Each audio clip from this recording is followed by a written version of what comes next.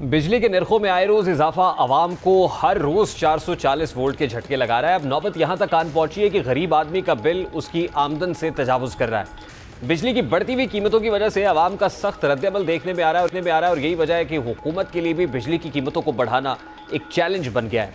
हुकूमत पर भी दबाव बढ़ रहा है। शायद ये दबाव हुई है जिसकी वजह से हुकूमत ने 200 यूनिट्स वाले बिजली सारिफिन की बिजली की कीमत बढ़ाने का फैसला वापस ले लिया है। ये जुज़ वक्ती रिलीफ अगर कहा जाए तो कहना गलत नहीं होगा। ज़राए के मुताबिक वफाकी हुकूमत ने माहाना 200 यूनिट तक वाले सारिफिन को रिलीफ देने का फैसला नेपरा को भिजवा दिया है।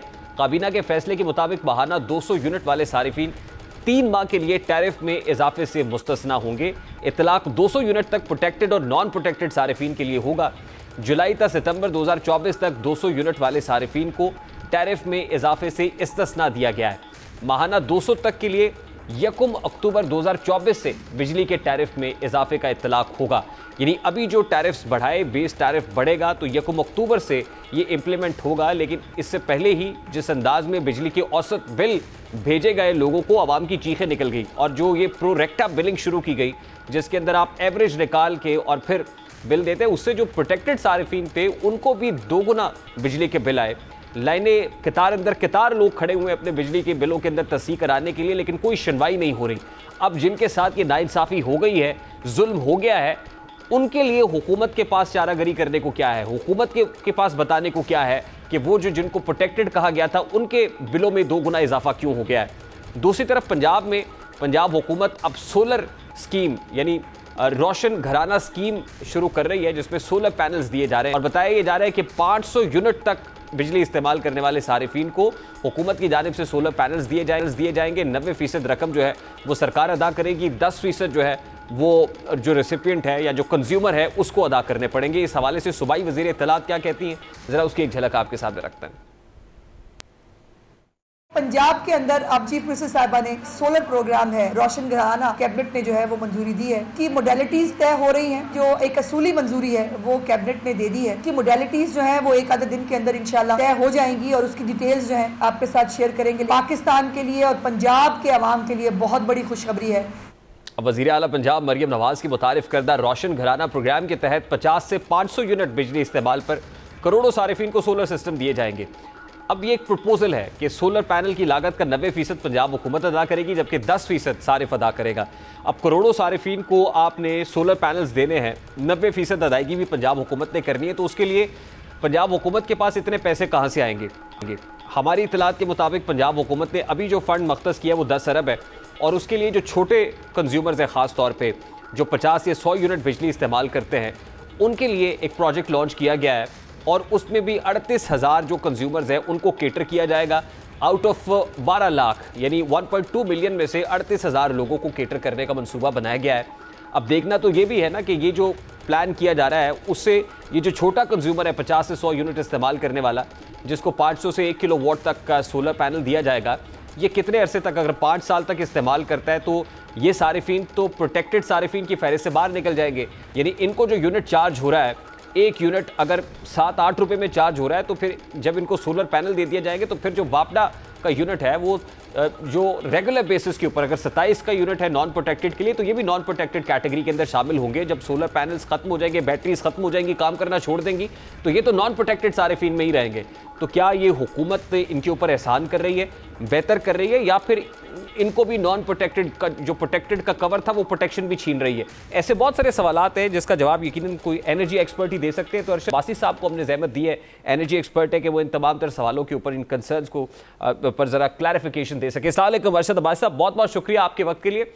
सर, सबसे पहले तो ये कहिएगा कि हुकूमत ने एक यू टर्न लिया, वफाकी हुकूमत ने, कि 200 यूनिट तक जो प्रोटेक्टेड और नॉन प्रोटेक्टेड सारिफिन है उन पर जो बेस टैरिफ के इजाफे का इतलाक है वो 1 अक्टूबर से होगा। 3 महीने तक का रिलीफ है। तो क्या समझा जाए ये जुज़ वक्ती रिलीफ है जो दिया गया? और अगर ये जुज़ वक्ती भी है तो इससे पहले जो 200 यूनिट तक इस्तेमाल करने वाले सारिफिन को 2 गुना बिल भेजे गए हैं, उनका कोई मुदावा तो करती हुई हुकूमत नजर नहीं आ रही? जी, बहुत शुक्रिया। पहले तो आपके सब सुनने वालों, देखने वालों को सलाम। पहली बात है कि ये बात इस नहज तक पहुंची ही क्यों है कि जब इस मुल्क में 45,000 मेगावाट की कैपेसिटी है, डिमांड हमारी मैक्सिमम 26,000 की। ये बात यहाँ तक क्यों पहुंची है? यहाँ तक मामला आने ही नहीं चाहिए थे कि इतनी महंगी बिजली शायद जापान में है, दूसरा शायद पाकिस्तान में। इतना महंगा किसने किया? क्या आईपीपीज थी, या 2016 में जो पॉलिसी आई थी जिसमें कुछ एनर्जी प्रोजेक्ट लगे थे सीपेक के और फिर एलएनजी के, ये काम उन्होंने खराब किया है। यहाँ तक बात आनी नहीं चाहिए थी। अब देखें, ये जो रिलीफ दे रहे हैं, ये जो जुज़वक्ती आपने बात सही की है, 3 महीने बाद फिर क्या होगा, एक बात। और फिर दूसरी बात ये है कि जितनी भी हमारे यहाँ बिजली की जिसे कहते हैं ना कंजम्पशन, वो 50% घरेलू सार्फिन की है। अब ये अगर निकल गई नेशनल ग्रिड में से, तो बाकी कौन बचेगा? बाकी बचेगी इंडस्ट्री और कमर्शियल। वहां बिजली का क्या, यूनिट का क्या रेट होगा? वो तो रेट जाएगा वो ऊपर। जब ये रेट उसका ऊपर जाएगा तो फिर कौन बर्दाश्त करेगा वो कैपेसिटी ये आप उस सूरत में बात कर रहे हैं जब सोलर पैनल्स दे दिए जाएंगे रेजिडेंशियल। ये जब देखें, जब सोलर पैनल हम दे देंगे जी। तो इसका मतलब ये है कि ये 45,000 मेगावाट तो हमारे 200 साल के लिए काफी होगा। इसको कौन लेगा इतनी महंगी बिजली को? या तो हमने 4 महीने पहले कहा था कि इसको अफगानिस्तान को दे दें। असल इशू ये है जो पाकिस्तान में पूरे सुनने वालों के लिए, कि देखें ना ये नेतन्याहू ने किया है ना मोदी ने किया है, ये हमारे प्लानिंग कमीशन में और हमारे जो बड़े बड़े पढ़े लिखे मिनिस्टर्स हैं जिनकी शोहरत दुनिया में है, जो इंजीनियर्स भी हैं, जो बाहर से पढ़े हैं, ये उन लोगों ने अपने हाथों से इंस्टॉल कैपेसिटी इतनी बढ़ाई है कि आगे लेने वाला कोई नहीं है। और फिर जैसे आपने कहा कि सोलर पैनल गवर्नमेंट पंजाब देगी, देखिए मैं भी कनेक्टेड हूं इसी सेक्टर से। आप यकीन करें कि गांव देहातों में लोग अपने मवेशी बेच के सोलर पैनल ले रहे हैं, लोग कमेटियां डाल के ले रहे हैं, लोग अपना जेवर बेच के लेके जा रहे हैं। और इसलिए हर महीने 9 से 10% बिजली जो नेशनल ग्रिड में थी वो कम से कम, यानी कम से कम वहां से लोग ले रहे हैं। लोगों ने अब देखिए, अब तो मेरे ख्याल में जो बैटरीज आ रही हैं उनकी 15 ईयर्स लाइफ होगी। सोलर सेल जो है उसकी एफिशिएंसी 34% होगी। और मुझे शक है कि ये जो बिजली है नेशनल ग्रिड में से कोई भी नहीं लेगा इसके पैसे, लेकिन फिर भी मुझे आपको देने पड़ेंगे।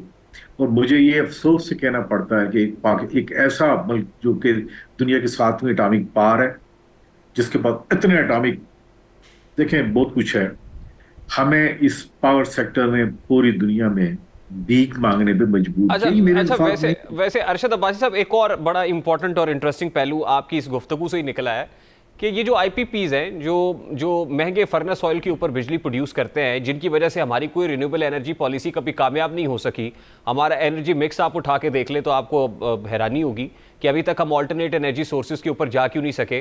तो क्या ये हुकूमतों को ये करने देंगे? ये सोलर पैनल जितनी बड़ी तादाद में देने का ये जो मंसूबा बनाया हुआ है, क्या ये आईपीपीज या कोई और जो है ये प्रोजेक्ट एग्जीक्यूट होने देंगे? देखिए, बात आपने बड़ी जबरदस्त की है, लेकिन बात यह भी है कि जब प्राइम मिनिस्टर ने अभी रिसेंटली वर्ल्ड इकोनॉमिक फोरम में बात कही थी कि हमारे पास 2 चैलेंज है, एक पावर सेक्टर, एक क्लाइमेट चेंज।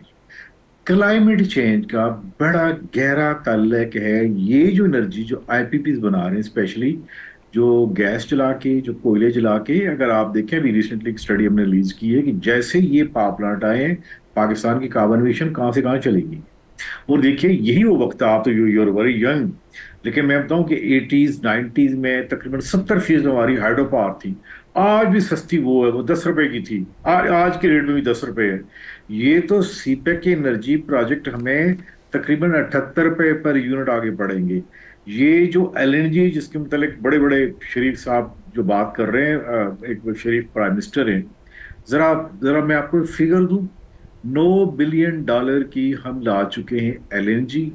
4 बिलियन के हमारे पास 4 पावर प्लांट बेशक बड़े एफिशिएंट है, $2 बिलियन का हम उस पर सर्कुलर डेट है।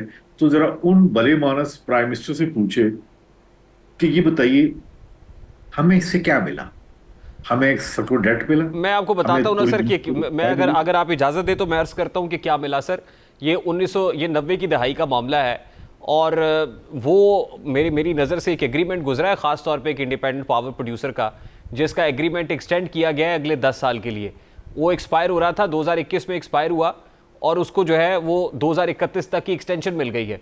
आप आईपीपी से जान छुड़ाना चाहते हैं कि बड़ी ही कड़ी शराइत व ज़वाबित के ऊपर आपने एग्रीमेंट किए थे उनके साथ, और उन्हीं आईपीपीज़ के कॉन्ट्रैक्ट एक्सपायर होने पर आप उनको 10-10 साल की एक्सटेंशन दे रहे हैं, तो कुछ तो है जो मिला है ना सर, कुछ तो मिल रहा है जिसकी वजह से। देखिए, ये जिस स्टडी का आप रेफरेंस कर रहे हैं, ये पीछे ये इसी आजज की है जिसने बताया कि 9 पावर प्लांट जिनके पावर परचेज एग्रीमेंट पूरे भी हो गए थे, लेकिन भला वो एक मुल्क में एक ऑर्गेनाइजेशन का जिसका नाम नेपरा है, जिसका काम ये है कि सार्फिन के मफादात का तहफ़्फ़ुज़ करना, ये जो बातें आप कर रहे हैं ये उनको करना चाहिए था, जिनके इस्लामाबाद में 10 ऑफिस हैं।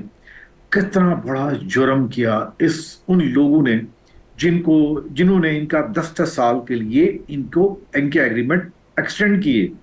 पूरी दुनिया में, इवन इंडिया में भी देखें, पावर प्लांट की लाइफ होती है, वहां पे साफ जिनके 25 साल पूरे, उनका जी आप रिटायर्ड हैं, आप रिटायर हैं। देखिए, आप माशाल्लाह गाड़ी चलाते हैं या मोटरसाइकिल है, सब इसके इंजन की लाइफ होती है। पावर प्लांट में भी एक लाइफ है, जिनकी लाइफ पूरी हो चुकी थी, लेकिन किसी ने ऐसा दुश्मन, ऐसा हमला किया पाकिस्तान की सोवरेनिटी पे कि मैं कभी कभी सोचता हूँ कि जब मोदी कह रहा होता है कि हमने इनको घुटने टेकने में मजबूर किया, और जब आवाज़ यहाँ नेपरा से आती है तो सोचता है उसकी आवाज़ कैसे सुपरनाइज हो। तो ये आज से 1.5 माह पहले इसी आजद ने एक स्टडी रिलीज की, क्योंकि मैंने इनको डील किया हुआ इस नेपरा को। लेकिन जो पहले वाली बात है, जिनको रिटायर्ड होना चाहिए, जो जो 92 की पॉलिसी पे लगे, 94 की पॉलिसी में, यार कितने शर्म और अफसोस की बात है। काश इनके बच्चे, इनके लोग सुनते हो अजीज के, कहें जी ये आप लोगों ने क्या किया। लेकिन मैं इसमें एक फिलॉसफी भी बताऊं, मेरे ख्याल में, चूंकि ये खुद अभी जैसे चेयरमैन नेपरा है, क्योंकि इनको वर्ड रिटायरमेंट से एलर्जी है, क्योंकि ये खुद रिटायर्ड होके आए हैं, ये पहले 65 साल लगा के किसी जगह आए हैं, तो फिर मेरे ख्याल में इनको ये होता है कि यार रिटायर हो गए तो मैं भी कुछ